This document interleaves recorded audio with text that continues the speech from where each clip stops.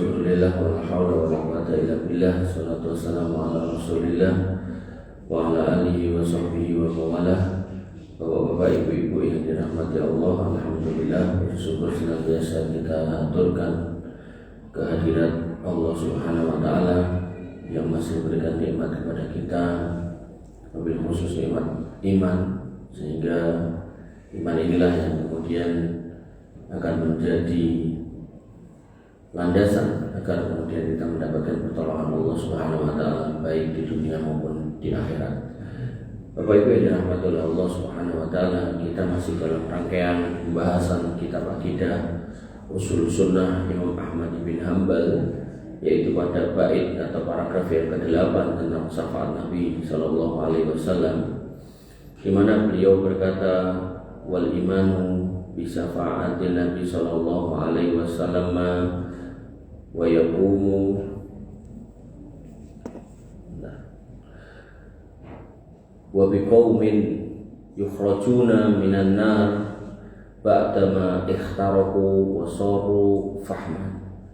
Dan adalah sebuah kewajiban untuk beriman kepada syafaat Nabi sallallahu alaihi wasallam dan juga mengimani adanya kaum yang dikeluarkan dari api neraka ba'dama ikhtaraku, setelah dibakar, wa saru fahman, dan telah menjadi arang. Fayu'maru bihim ila nahrin ala babil jannah, kemudian diperintahkan kepada orang itu untuk masuk atau nyebur ke sungai yang ada di depan pintu surga yang disebut dengan Nahrun Hayat. Kemudian kama jaa fil asar, sebagaimana terdapat dalam hadis, kaifa Allah wa kama syaa, dan itu terjadi sebagaimana dan seperti apa yang Allah kehendaki. Artinya terserah Allah teknisnya. Innaka huwal imanu bih, sesungguhnya kita wajib untuk mengimani hal itu, wa tasdiqu bih, dan membenarkan hal tersebut. Dengan itu maka kita refresh lagi bahwasanya alam sebelum kita ini yaitu alam kandungan, sebelumnya lagi alam roh. Jadi roh, kandungan, kemudian sekarang ini, dan nanti setelah hari ini, setelah saat ini, maka alam kubur, baru kemudian dihancurkanlah alam semesta itu yang kita kenal dengan hari kiamat, baru kemudian ditiupkan sangkakala sekali lagi. Disitulah hari berbangkit, ketika manusia semua sudah dibangkitkan, maka dikumpulkan di padang mahsyar. Nah, tahapan setelahnya adalah syafaat. Nah, ini yang sekarang kita bahas, walaupun sebelumnya kita sudah pernah bahas hisab, kemudian penyerahan catatan amal dan mizan. Bapak Ibu yang dirahmati oleh Allah Subhanahu wa taala, oleh karena itu maka kita refresh lagi sedikit. Bentar, filenya agak ketutup.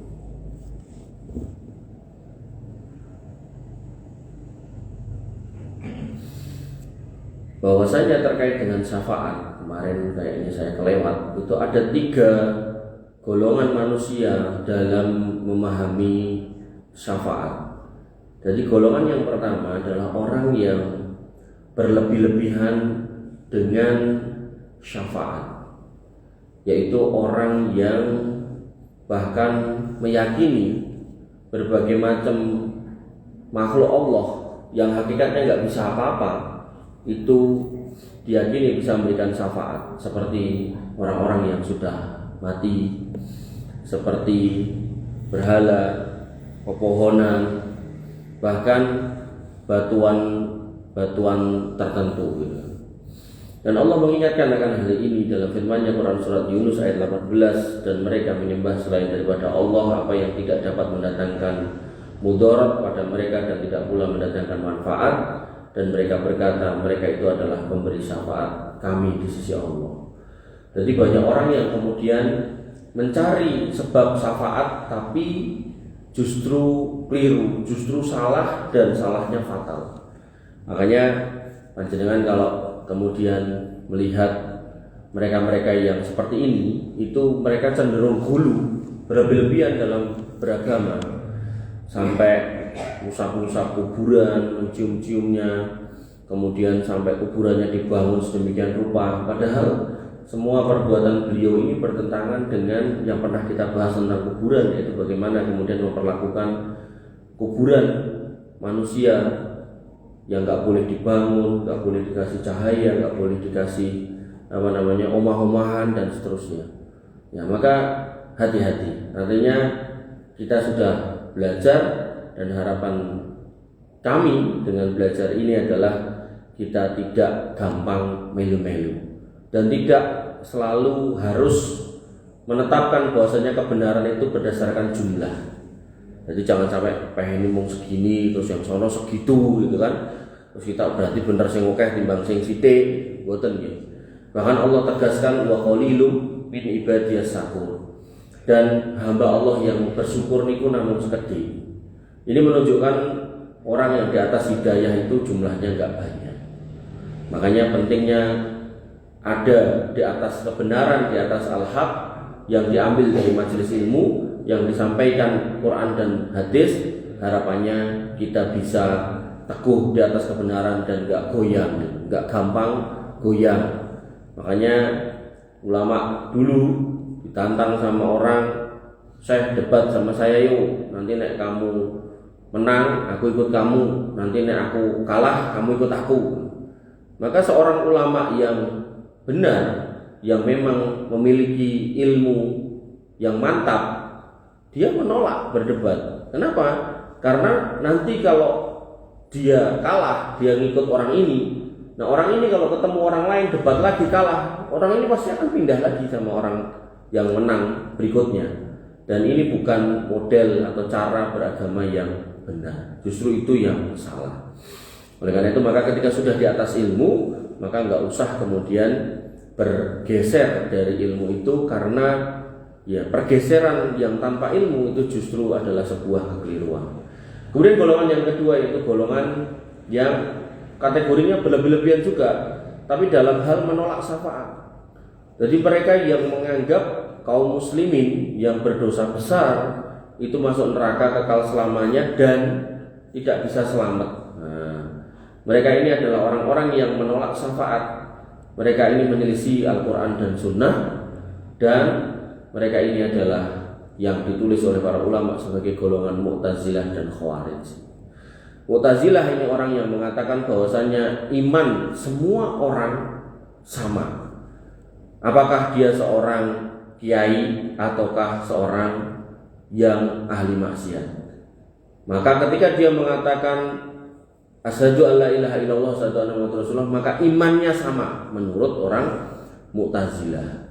Makanya zaman dulu ada kiai besar, salah satu ormas, itu ketika ada orang-orang yang memprotes datangnya siapa itu penyanyi Amerika, Lady Gaga atau siapa gitu kan, beliau kemudian mengatakan bahkan 1000 Lady Gaga datang ke Indonesia tidak akan menggoyahkan iman kami.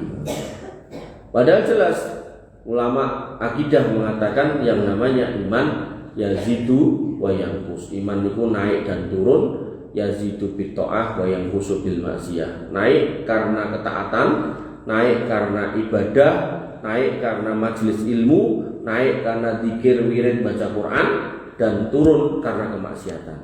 Ini menunjukkan bahwasanya iman manusia itu beda-beda. Dan Nabi tegaskan bahwasanya la tasubbu ashabi, jangan kamu caci maki sahabatku.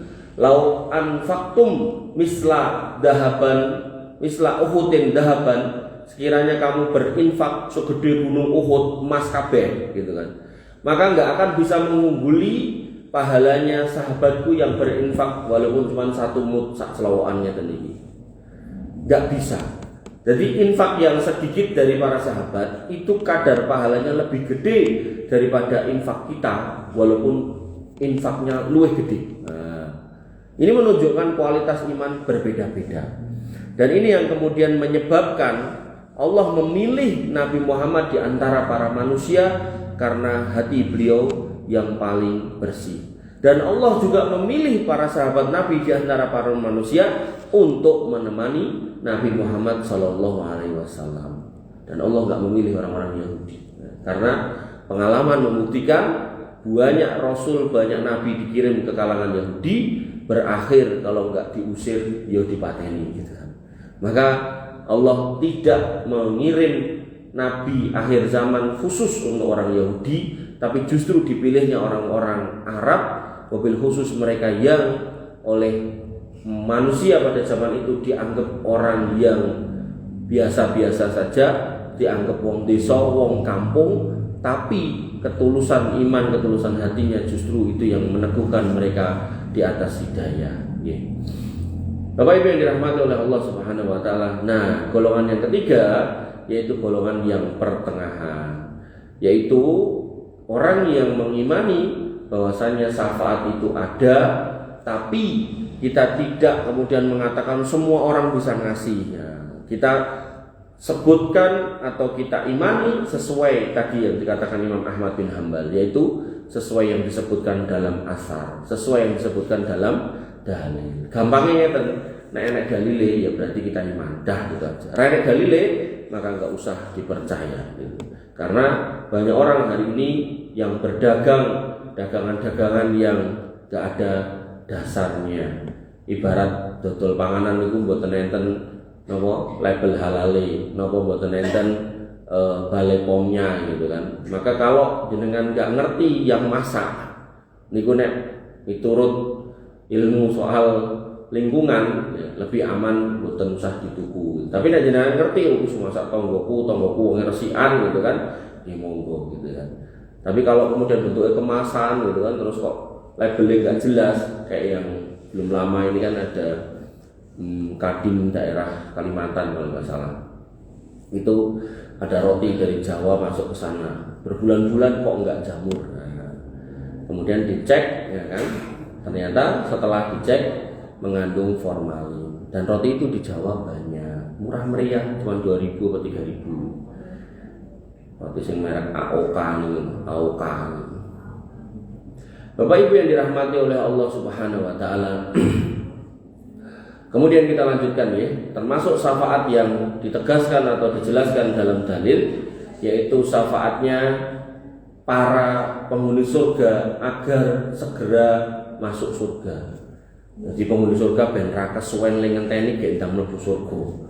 Maka di antara syafaat khusus yang diberikan kepada Nabi Muhammad SAW adalah syafaatnya para penghuni surga agar mereka segera masuk surga. Karena penghuni surga ketika melewati jembatan, mereka diberhentikan di tengah jembatan yang ada di antara surga dan neraka. Jembatan yang ada di antara surga dan neraka itu namanya Kontoroh. Nah, hati sebagian mereka bertanya-tanya kepada sebagian yang lain, hingga akhirnya mereka dibersihkan dari dosa-dosa oleh Allah Subhanahu wa taala, kemudian baru diizinkan masuk surga. Intinya untuk masuk surga itu harus butuh hati yang bersih. Yauma la yanfa'u malun wala banun illa man atallaha biqalbin salim. Pada hari itu udah enggak bermanfaat sebanyak apapun harta jenengan, dan tidak bermanfaat sebanyak apapun putra jenengan, anak turun jenengan, kecuali kita sendiri, manusia itu sendiri yang membawa hati yang bersih, yang terbebas dari kesyirikan, terbebas dari iri, dengki, serailan, sapi turute. Nah, Allah memberikan rahmat kepada orang-orang yang beriman, bertauhid, untuk membersihkan hati mereka sebelum masuk surga. Corotan beberapa masjid tertentu niku yang tempat wudu niku enten apa? Bae banyu niku lho. Jadi itu ngilangi was-was nek kok napa kamar mandi. Ya enggak harus sih, artinya kalau ngapunten, kalau masjid kita jaga agar kemudian aman dari najis, ya insyaallah aman gitu kan. Tapi kalau mau model kayak gitu ya enggak salah juga gitu kan. Yang penting banyune lancar dan mawon itu. Bapak Ibu yang dirahmati oleh Allah Subhanahu wa taala.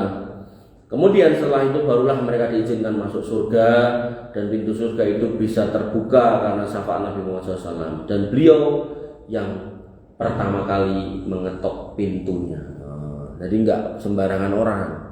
Artinya kita umat terakhir, tapi untuk masuk surga kita duluan. Nah, ngoten.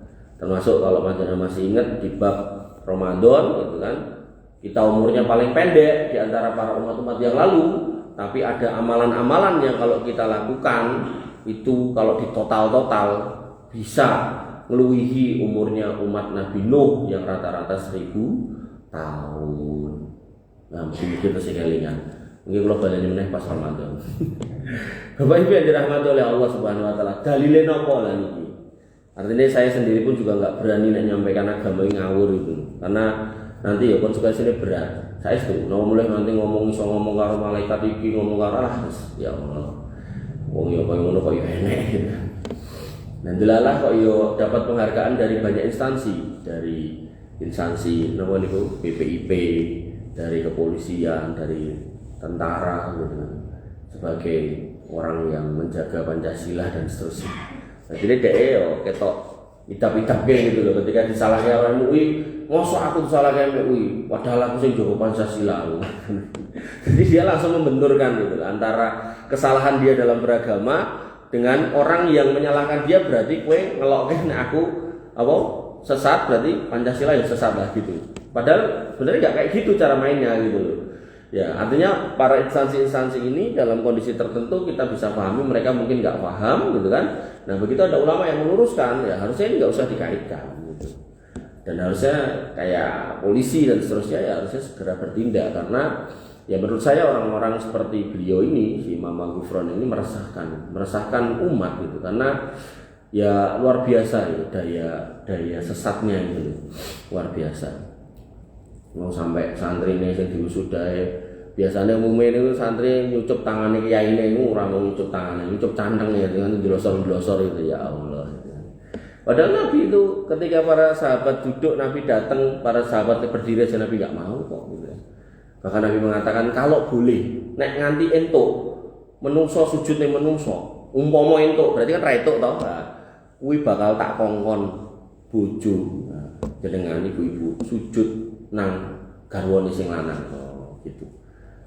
Iku nek bojo wedok iki napa to? Garwa. Nek bojo lanang? Napa?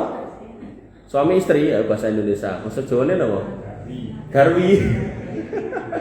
Garwa kali garwi. Nah, kita tanyakan kepada sesepuh kita, Mbah Abdul Qadir.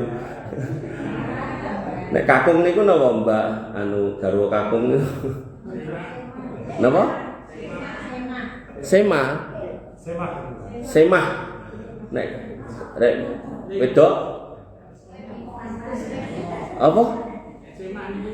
Oh, Semah putri. Nek putra? Ngapunten. Padahal umure kok akeh jenengan ya. Kula wasani kula sing ra mudeng ternyata kathah sing sepuh ra mudeng ya. Pripun? Enten sing usul? Ayo, Masudin. Apa? Garwa karo garpu. Nggih. Kita lanjutkan ya. Dalilin apa?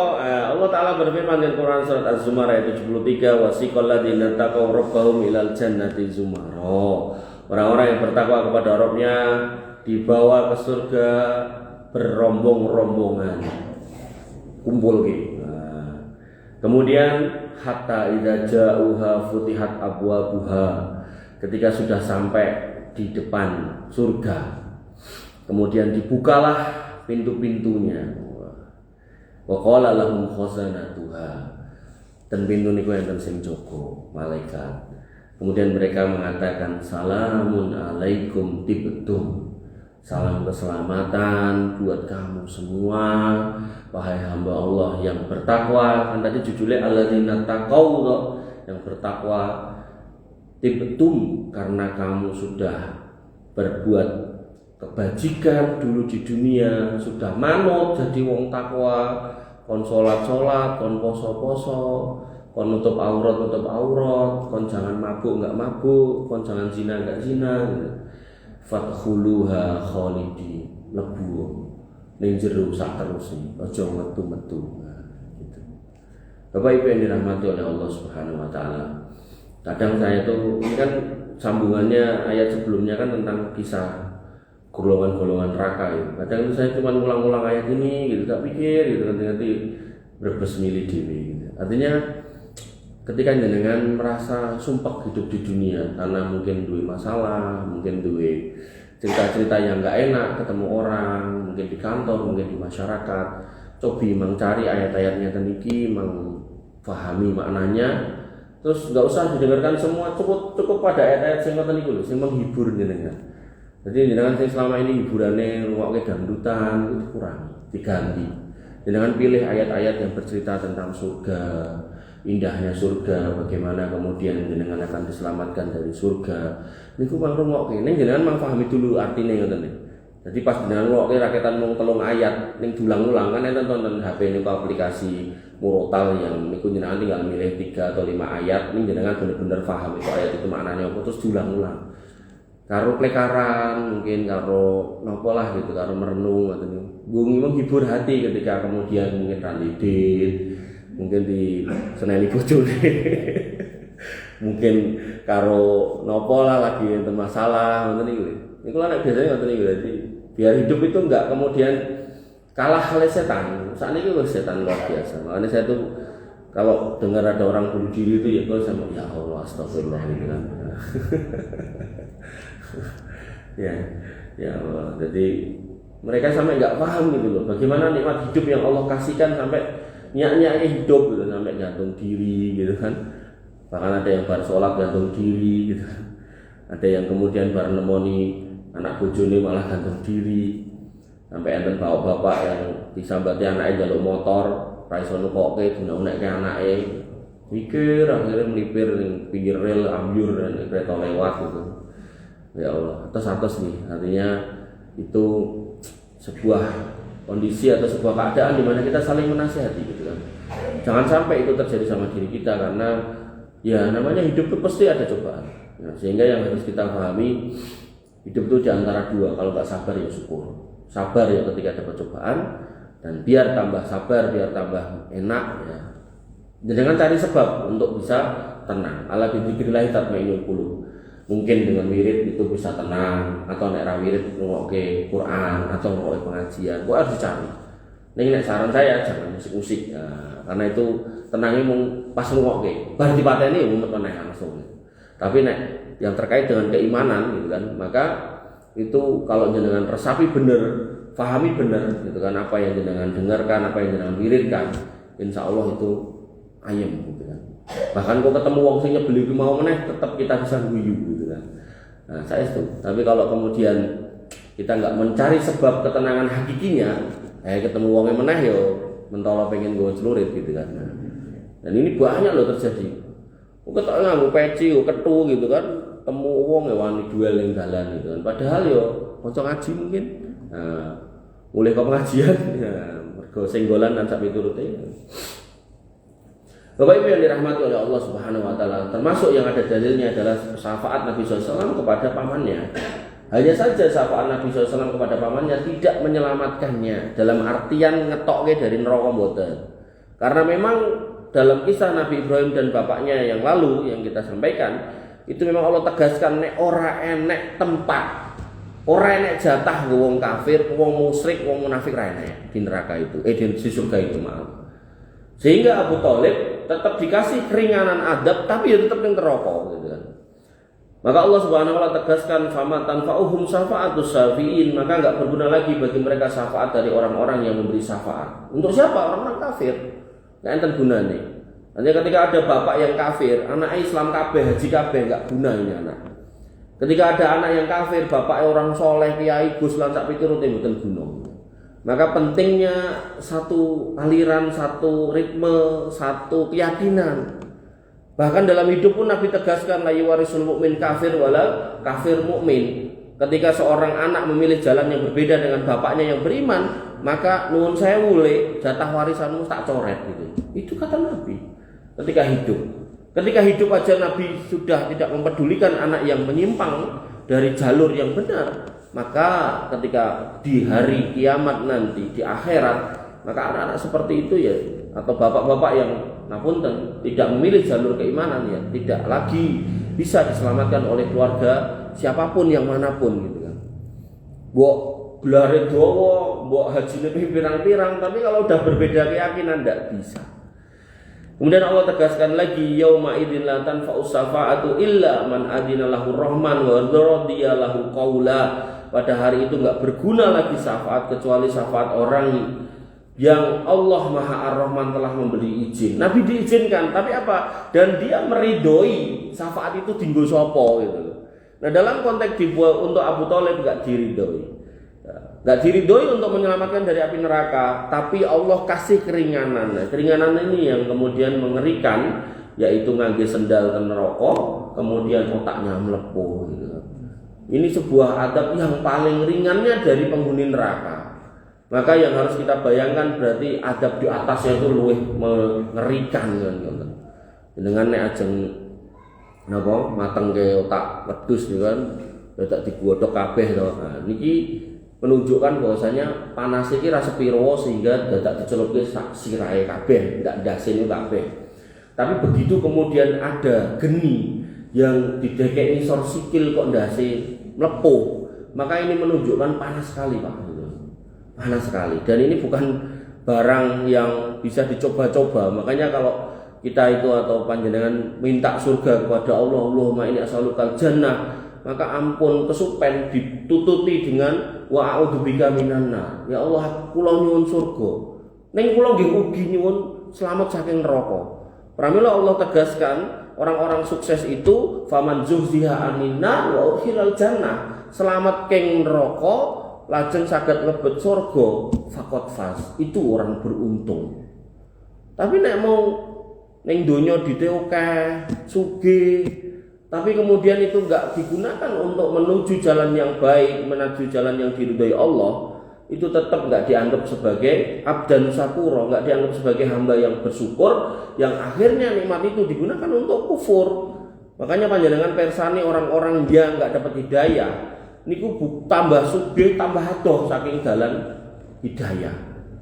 Randidit maine sing murah-murah, mungkin main domino, mungkin bahkan enten kula nate jelasin nek mboten kelihatan napa takwa menika.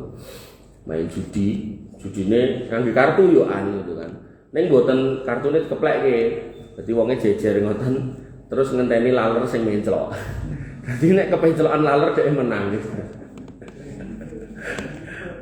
Terus enten mulih tukang-tukang becak kan. Judine gadong garing dicemplungke ning kali, engko sing kali paling dhisik menang. Totoane 5.000, 10.000. Wah, tapi nek didokeh triliunan ya kaya gubernur Papua kae. Judine ten Las Vegas entek 500 miliar. Dicekel KPK langsung mati. Ya. Maka orang-orang seperti itu enggak dapat hidayah. Makanya jangan enggak usah kemudian apa istilahnya kepinginan ketika lihat orang-orang kafir tumpahannya api-api, lihat orang-orang fasik, wah kadang lo nggak sosok ya batin gitu loh, wah kayak wong kafir tumpahannya api gitu kan, terus wong kometu napa diskotik tumpahannya api-api gitu kan, sedangkan Mas Rono yang ono ya ini Rono ini tumpahannya bebek. Tapi Allah Maha tahu atas kondisi kita. Bisa jadi ketika kita dibukakan kenikmatan dari dunia, bisa jadi kita wis wegah ning masjid. Makanya Nabi SAW itu enggak risau kalau kita itu kemudian enggak dibukakan tentang nikmat dunia. Aku enggak khawatir kata Nabi SAW tentang kefakiran kamu. Justru yang tak khawatirkan nek dunia itu dibuka biak nggo kowe kabeh gitu. Karena enggak semua orang itu punya jiwa-jiwa yang kemudian bisa tetap istiqomah ketika ndelok ijonya dunia, indahnya dunia. Nah, mulai macam-macam godaan yang ada. Bapak Ibu yang dirahmati oleh Allah Subhanahu wa taala. Lalu, tadi syafaat khusus Nabi ya, termasuk yang minggu lalu. Nah, ini syafaat yang umum. Artinya selain Nabi bisa memberikan. Tapi sekali lagi kaidahnya harus dapat izin Allah dan yang dikasih yo dapat izin gitu loh. Jadi enggak sembarangan gitu kan. Yang pertama, syafaat anak yang meninggal. Dalam sebuah hadis dari Abu Musa al-Asy'ari, Nabi SAW bersabda, "Idza mata waladul abdi." Kalau anak seorang hamba itu meninggal, qalallahu limalaikati. Allah berfirman kepada para malaikatnya, "Qabaltum walada abdi." Kowe mau bar nyabut nyawone anake hambaku si fulan duwe anak ning nyawane mbok dudut. Nah, fayaqulun kemudian para malaikat mengatakan na'am, nggih ya Allah. Fayaqul, kemudian Allah bertanya lagi, qabaltum samarota fuadi, kowe mau bernyabut pelita hatinya, kowe mau bernyabut buah hatinya, kowe mau bernyabut anak kesayangannya kah, gitu kan. Fayaqulun, kemudian para malaikat mengatakan na'am, nggih ya Allah. Fayaqulu, kemudian Allah bertanya lagi, madza qala abdi, hambaku mau, gampangane yo mboke mau pas anake nyawane mbok dudut mau ngomong apa? Atau nek ora mboke yo pake mau pas anake mbok jikuk nyawane mau ngomong apa, gitu kan. Fayaqulun, kemudian para malaikat berkata, hamidaka wastarja'a, justru bapak niku malah muji jenengan terus ngucap istirja, kabari Pak anake mati, Allahu Akbar, muji to niku Allahu Akbar to, lajeng innalillahi wa inna ilaihi raji'un. Ini refleks yang luar biasa, karena yang namanya sabar itu indah sodamatil ulah, ketika benar-benar cobaan itu datang pertama kali. Jadi mboten sabari mergo wis ra iso apa-apa lagi sabar, mboten. Sabar niku begitu jenengan rempo kabar pisanan, ucapan pertama, refleks pertama itu adalah ujian kepada Allah dan atau istirja, maka kemudian Allah mengatakan fayaqulullah, Allah berfirman, ibnau li abdi baitan fil jannah sammuhu baital hamdi.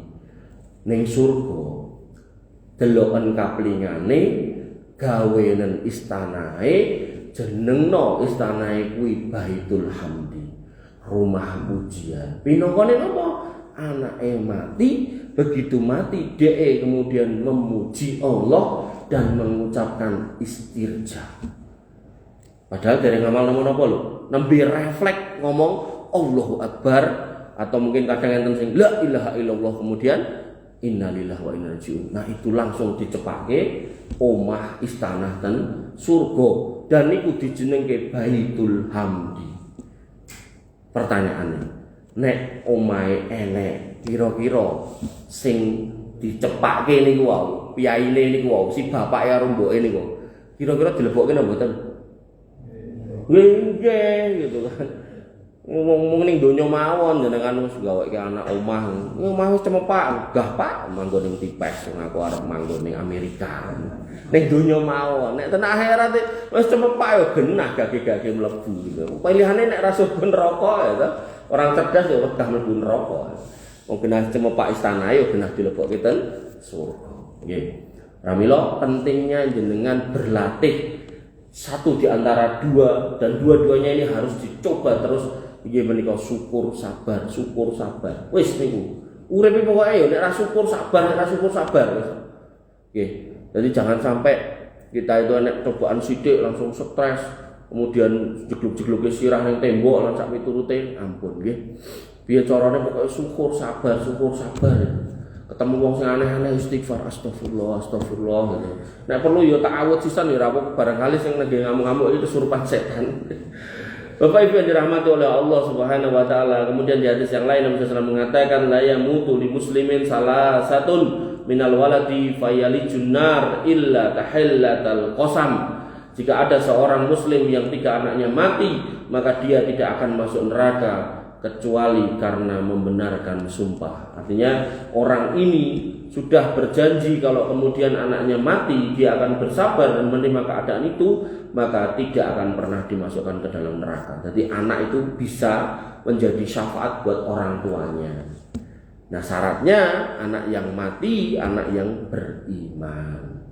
Jangan sampai kemudian kan kadang-kadang toh bapak ibu beda agama, anaknya melu mboke, ternyata kok mati dhisik, itu enggak berguna kalau kayak gitu. Ini anak-anak orang beriman. Dan tentu syafaatnya juga untuk orang tuanya yang beriman. Anake melu mboke agamane Islam, bapake non muslim, terus bapake mati dhisik gitu kan. Atau mungkin anaknya mati dhisik sing Islam, ya enggak berguna buat bapaknya nanti ketika bapaknya mati. Dan disebutkan dalam hadis bahwasanya ada pembatasan, yaitu lam yablughul hins, yaitu anak yang belum mencapai usia balik.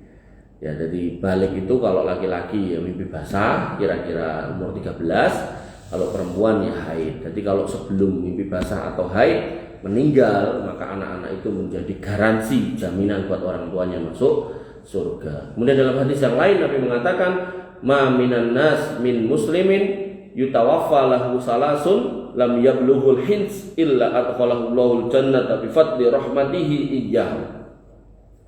Tidaklah seorang muslim yang ditinggal mati oleh 3 orang anaknya yang belum balik, kecuali Allah akan memasukkannya ke dalam surga dengan rahmat yang Allah berikan kepadanya. Dan sekali lagi anaknya harus muslim, wong tuane harus muslim.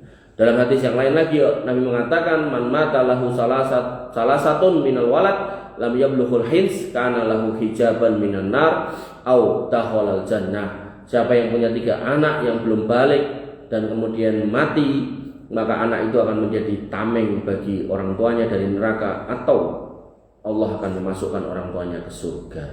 Termasuk yang mati dalam kandungan. Bahkan yang dalam kandungan ini lebih luar biasa lagi kalimatnya.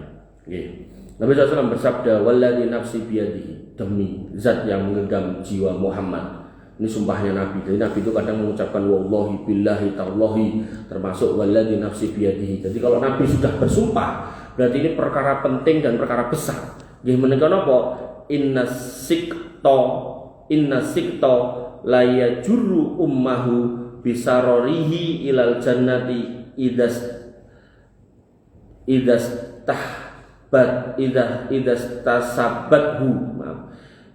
tasabathu. Tulisannya cilik ram. Demi Allah yang menggenggam nyawa Muhammad, sesungguhnya asikto janin layak juru ummahu akan menarik si ibunya ilal jannati sampai ke surga. Idah tasabathu, kalau kemudian ibunya mau bersabar. Dan sing tinggi narik niki ari-ari nih. Jadi bayi saya cilik nih kalau prematur nih kan mati enten hari-hari ini to niku sing menarik. Ayo mbok mlebu surga karo aku. Ngoten niku. Ning nggih niku syaraté mboke kudu wong Islam. Kemudian kudu wong iman, enggak boleh musyrik, enggak boleh. Mboke ra salat ya ora kanggo, ya kudu salat gitu. Maka ini penting. Jadi hal-hal yang wajib dalam Islam jangan lampahi. Salat 5 waktu, 5 waktu wae, ora usah tambah nganti 7, 5 wae gitu. Puasa Ramadan sing wajib manglampahi. Kemudian zakat-zakat yang wajib, zakat fitrah manglampahi. Maka ya putra-putra jenengan yang mendahului jenengan akan menolong jenengan. Kemudian dalam riwayat yang lain dari Imam Muslim dari Abu Hasan, beliau kemudian berkata, aku berkata kepada Abu Hurairah, wahai Abu Hurairah, kedua anakku telah meninggal. Bisa enggak kamu sampaikan sebuah hadis dari Nabi SAW untuk menghibur hati kami? Kemudian Abu Hurairah mengatakan, iya, oke, baik. Anak-anak kaum muslimin yang masih kecil, kata Abu Hurairah, gitu kan, sigharuhum ta'ami sol jannah. Anak-anakmu yang masih kecil, yang mati saat kecil, mereka itu adalah penghuni surga. Yang mana ia nantinya akan bertemu dengan orang tuanya. Kemudian dikatakan di sini fayakhuda bisaubi, klambine dicekel gitu kan. Jadi wong tuane bakal dicekel kaya nek nyekel klambi gitu. Bocek kenceng gitu kan. Dan dia enggak akan melepaskannya biadi dengan tangannya, dan enggak akan melepaskannya falayatanaha, enggak akan dilepaskan hatta yadkhulallahu wa abahu ilal jannah. Sampai anak ini bisa geret wong tuane nyemplung surga. Pokoknya nek orang nyemplung bareng ra diculke. Oh, ini anak-anak luar biasa. Ya. Makanya syaratnya tadi bersabar. Syaratnya tadi minta pahala dari Allah Subhanahu wa taala. Caranya refleks, ucapkan pujian lalu kemudian istirja. Ngoten. Istirja tok nggih asal gitu. Ya, Bapak Ibu yang dirahmati oleh Allah Subhanahu wa taala. Kemudian ini yang jadi PR kita. Kadang duwe arep mantu nganti ngedol sawah, ngedol omah, tinggu geden.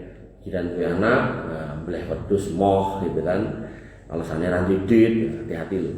Nabi SAW mengatakan kullu hulamin murtahanun, setiap anak itu tergadai bi aqiqatihi, dengan akikohnya, yutbahu anhu yaumas sabi'i, disembelih untuknya pada hari ke-7, wa yukhlaqu ra'sahu wa yusamma, dan digundul kepalanya, rambutnya, dan kemudian dikasih nama. Nah, para ulama menjelaskan tergadai niku maksudnya nopo? Maksudnya kata Imam Ahmad bin Hanbal, hadza fi syafa'at yuridu annahu illam yu'aqqa anhu famata tiflan lam yusfa fi waladaihi. Jadi anak niku nggih jane nek mati itu punya hak untuk narik wong tuane nyemplung surga. Lah kok karo wong tuane rong diakekoi, maka jatahe ling narik wong tuane kuwi ra sida. Dadi ampun ngeman kelangan dit, anggaplah pedus 1 3 yuta ping 2 6 yuta ning jenengan kelangan syafaat, ampun ngeman. Pramila monggo dicek melih putrane ingkang dereng diakekoi gek ndang diakekoi. Karena harapannya ketika mereka kemudian nanti bisa memberi syafaat ke kita, nah, insya Allah dit 6 yuta niku sithik itu ten mriko. Nek ten saiki ya mungkin ya akeh, dadak golek, dadak ngene ngono, dadak lumpuk-lumpuk, wis pokoke diusahake. Bapak Ibu yang dirahmati oleh Allah Subhanahu wa taala, pilih cekap semanten yang saged kula aturaken, insyaallah minggu depan kita lanjutkan syafaat Allah untuk orang-orang yang bertauhid. Kurang lebihnya saya mohon maaf. Alafu minkum subhanakallahumma bihamdika asyhadu an la ilaha illa anta astaghfiruka wa atubu ilaik.